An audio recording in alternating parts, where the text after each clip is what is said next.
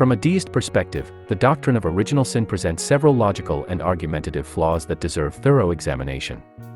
To begin with, let's consider the central premise. According to this doctrine, all human beings inherit a guilt or moral stain due to an act committed by the first humans, Adam and Eve.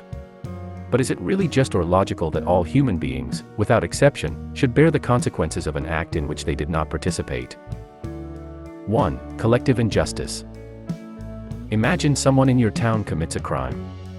Should all the people in that town, including newborns, be considered guilty and receive the same punishment?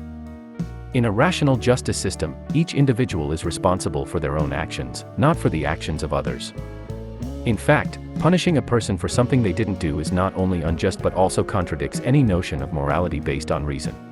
2. Free will and responsibility. Deism holds that God has endowed us with reason and free will to make our own decisions. If we accept the idea of original sin, we are assuming that human beings are born already marked by someone else's decision, without the opportunity to exercise that free will from the start. This directly conflicts with the notion that we are responsible for our own choices and that we should be judged by them. 3. How does it affect morality? If morality is based on reason and justice, as many great deist thinkers maintain, what sense does a doctrine make that tells us we are inherently bad from birth, without having had the chance to act morally or immorally? This concept can lead to a feeling of hopelessness and lack of personal responsibility, as it might suggest that, no matter what we do, we are already condemned. 4. Consequences for humanity. If we start from the premise that God created us with the ability to reason and understand the world, why would He punish us all for a supposed error committed at the beginning of humanity? It seems contradictory that a reasonable and just God would design a system in which humanity is born with a moral disadvantage without having done anything to deserve it. Moreover, wouldn't it be more consistent with the nature of a rational creator to give us the opportunity to learn and grow through our own experiences, rather than beginning our existence with an unnecessary burden? 5. Personal responsibility. Finally, deism deeply values personal responsibility and the search for truth through reason. The doctrine of original sin, by suggesting that we are already tainted from birth, could lead to a fatalistic approach where individuals feel they cannot do anything to improve their condition. In contrast, deism promotes the idea that each of us has the capacity and responsibility to live according to reason and morality, and that our actions, not an inherited guilt, determine our moral worth.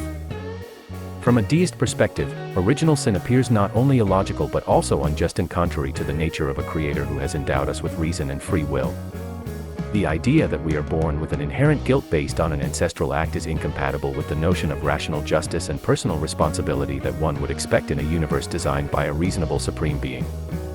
Without the doctrine of original sin, there would be no need for Christianity in its traditional form. Ethan Allen, a hero of the American War of Independence and a prominent deist, had a revealing correspondence with his cousin, a Christian cleric. Allen wrote to him expressing his disbelief in original sin. His cousin replied, asserting that without that central belief, Christianity would have no reason to exist. To which Ethan Allen, with the clarity characteristic of great thinkers, responded that he agreed, there is no need for Christianity. This deist perspective highlights how the doctrine of original sin is not only questionable in terms of justice and reason but also fundamental to the structure of Christianity as we know it. Reflecting on this could change the way we understand spirituality and religion as a whole.